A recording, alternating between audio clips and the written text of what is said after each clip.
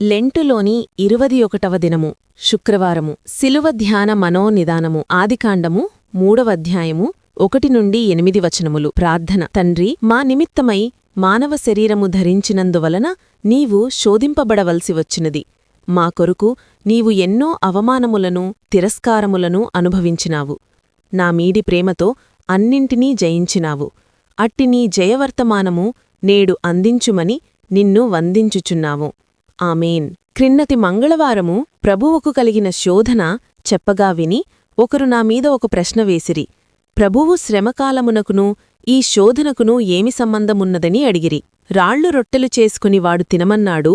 అది శ్రమకాలమునకేమి సంబంధి? రాళ్లకేమి సంబంధము? రొట్టెలకేమి సంబంధము?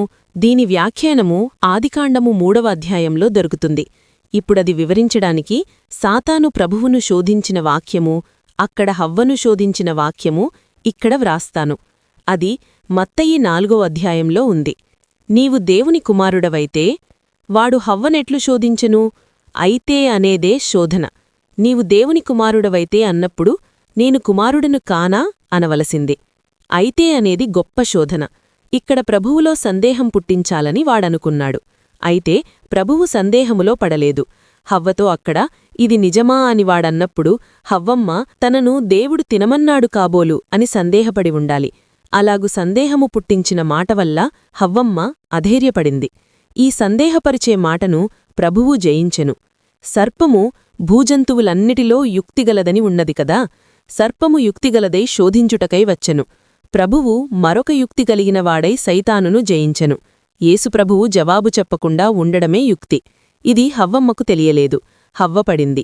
హవ్వ ఎటువంటి పరిశుద్ధతలో ఉందో యేసుప్రభువు కూడా అదే పరిశుద్ధతలో నున్నాడు. స్త్రీ గర్భములో, కన్యక గర్భములో పుట్టినందున అసలు స్త్రీకున్న పరిశుద్ధత, పవిత్రత ఆయనకు ఉంది. ఆ స్త్రీకి పరిశుద్ధత ఉంది.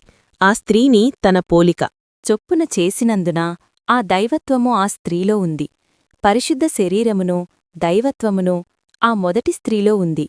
ఆ పరిశుద్ధ శరీరమును దైవత్వమును కలిగి రావాలి గనుక అదే వరుసలో యేసుప్రభువు వచ్చి జయించిన అదే జయము. ఆయన దేవుడై వచ్చి జయించినా అది జయము కాదు. ఇప్పుడు ప్రభువు హవ్వ సందేహించినట్లుగా సందేహించిన ఎడల అగాధములోకి దిగినట్లే. అయితే యేసుప్రభువు దృష్టి, ఆయన మనోనిధానము తన పరిశుద్ధ శరీరము మీద ఉన్నది. తనలో ఉన్న పరిశుద్ధమైన పవిత్రత మీద ఉన్నది. ఇప్పుడు ప్రభువు హవ్వమ్మ ఇచ్చిన పరిశుద్ధ శరీరముతో హవ్వమ్మకు తాను ఎంత పరిశుద్ధ శరీరమిచ్చెనో అంత పరిశుద్ధతతోనే జయించెను. అంత దైవత్వముంటేగాని ఆమె పరిశుద్ధ శరీరముతో యేసుప్రభువు జయించినా అంత పరిశుద్ధత కాదు. జయమును హవ్వమ్మ అందుకుని ఉండేది.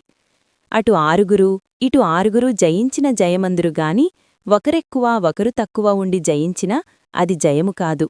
హవ్వమ్మకున్న దైవత్వమెంతో ప్రభువుకున్నట్టి ఆ దైవత్వముతోనే ప్రభువు జయించెను.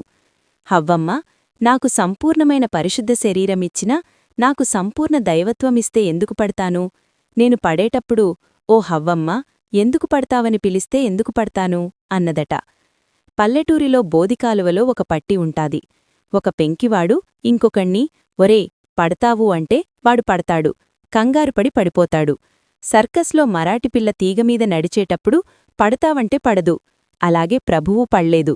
ఎంత గొప్ప శోధననగా నీవు దేవుని కుమారుడవైతే అనగా ప్రభువుకు మహాశ్రమ. నీవు దేవుని కుమారుడవు అనుట ప్రభువుకు మహాగొప్ప శ్రమ. దేవుని మాట ఎత్తి తన పేరెత్తినందున మహాశ్రమ. ఇక్కడ దేవుని కుమారుడివైతే అన్నాడు. ఇక్కడ కుమారుడని మరొక మాట పెట్టినాడు. ప్రభువు దగ్గర ఉన్న శోధనలో ఏముందనగా ఏమండోయ్ మీరు చాలా మంచివారు, ధర్మకర్త అన్నట్లున్నది. అనగా ఇది దగానా లేక సాక్ష్యమా?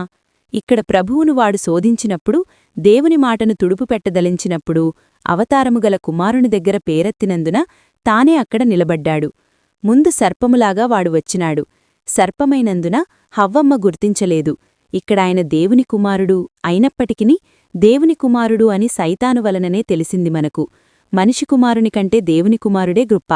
ఈ సంగతి ఎత్తి ఆదాము హవ్వల దగ్గర దేవుడనేది తుడుపు పెట్టినందున ఇక్కడ తానే నిలబడ్డాడు. అది నిజమా అని అక్కడ అడిగాడు గనుక ఇది దగ. మార్కు 1వ అధ్యాయంలో నీవు దేవుని కుమారుడవు అన్నాడు. అక్కడ ప్రభువు నోరు ముయ్యి అన్నాడు. ఇప్పుడిక్కడ హేళనగా అన్నాడు. మత్తయిలో దేవుడనేది తుడుపు పెట్టి అదే సాతానే నిలబడింది. ఇక్కడ కుమారుడు అనేది తుడుపు పెట్టి అదే నిలబడింది. యెషయాలో ఆ దేవుడు సింహాసనము మీద కూర్చున్నాడు, అది వాడు చూచాడు, నేనక్కడ కూర్చుండకూడదా అనుకున్నాడు. అక్కడ తానే ఉండాలనుకున్నందున వాడు పడిపోయినాడు. ప్రభువుకైతే మనోనిదానముంది. నేను దేవుని కుమారుడను, వీడు సైతాను అనుకున్నాడు. అందుకే ఆయన పడలేదు. అందుకే ప్రార్థన మెట్లలో మనోనిదానము మొదటిది. ఆయన కన్నులలో నేను దేవుడను, ఆయన చూపులో ఇది దయ్యము అని ఉంది. నేను దేవుడనని ఆయనకు ఉన్నది గనుక ఇక్కడ శ్రమకాలములో 2 శోధనలున్నవి. ఒకటి, వీడు సైతాను, దానికెదురుగా నిలబడుటయే శ్రమ. కుమారుణ్ణి తుడుపుటా ప్రశ్నించుటా శ్రమ, దేవునిని తుడుపుటా శ్రమ.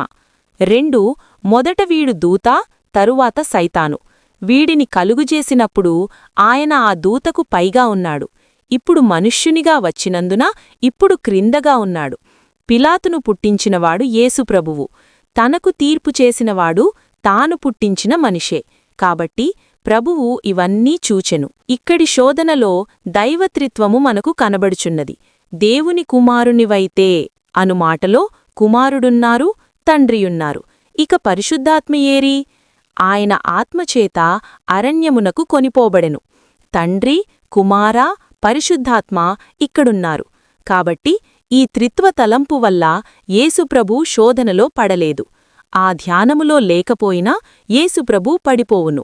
మనకు రాకడ గడియ ఎక్కువగా దగ్గరపడుతుంది. మనకు ధ్యానకూటములు, బైబిలు తరగతులు, వీధిలో ప్రసంగాలు, ఆదివారపు బడులు, కుటుంబ ప్రార్థనలు చాలవు. రాకడ సిద్ధబాటుకు ఇవి చాలవు. క్రైస్తవ జీవనమునకు అనగా రక్షణకు సరిపోవును. రాకడకు సిద్ధబడుట కొరకు ప్రత్యేకించుకుని కనిపెట్టుట అవసరము. యేసుప్రభువు మొదలుకుని ఈ 2000 సంవత్సరములలోకి చేరిన భక్తులు మోక్షములోనికి వెళ్ళిరిగాని ప్రభువు వచ్చే గడియలో ఆయనను ఎదుర్కొనుటకు తగిన స్థితిలో లేరు. అబ్రహాము, ఇస్సాకు మొదలైనవారు వెళ్ళిపోయిరి గనుక రాకడకు ప్రత్యేకమైన ఉపవాస కార్యము అవసరము. యేసుప్రభు ఉపవాసము చేసిరి, ఏలియా చేసిరి, అంతకుముందు మోషే చేసిరి. మోషే 40 దినములు, ఇంకొక 40 దినములు ఉపవాసముండి తండ్రి, కుమార, పరిశుద్ధాత్ముని చూచినందున, దేవుని ధ్యానములో నున్నందున చూపు, వినికిడి, శరీరబలము తగ్గలేదు. ఈ 80 దినములు మోషే ఏమి తినలేదుగాని త్రిత్వదేవుని తలంపులో నుండిరి. అయ్యగారు లూథరుగిరిలో సున్నప్పుడు ధ్యానములో పెట్టగా అందరూ మోకాళ్లమీద ఉండిరి. అప్పుడు అయ్యగారు, మీరు జాగ్రత్తగా యేసుప్రభూ తలంపుమీదనే ఉండండి అని చెప్పిరి. ఇంతలో ఒక పిల్లవాడు, అయ్యా, స్టోరులో ఉప్పు లేదని గట్టిగా చెప్పగా అందరికీ వినబడి ధ్యానము చెడిపోయినది. అలాగే మనము ధ్యానించుచుండగా సైతాను వచ్చి మన ధ్యానము చెడగుట్టును గనుక జాగ్రత్త. ఈలాగు ఏకదృష్టితో సైతాను పుట్టించే శోధనవైపు చూడక జయించిన ప్రభువువైపు చూచుచు సాగివెళ్ళు కృప ప్రభువు మీకు దయచేయునుగాక. ఆమేన్.